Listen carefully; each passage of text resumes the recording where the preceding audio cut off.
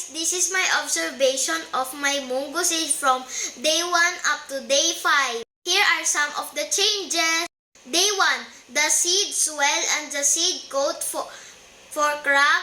A small white structure called the radicle emerges from each seed. Day 2, the seed has sprouted. Day 3, the plant is growing quickly and has a lush green foliage. Have you seen the leaves? It is called lush green foliage.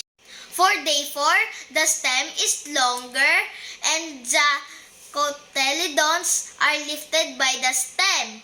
Did you see the cotyledons? It is lifted by the stem.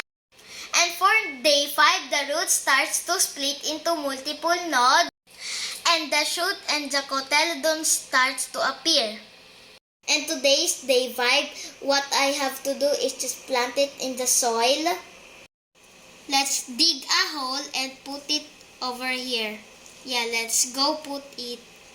Okay?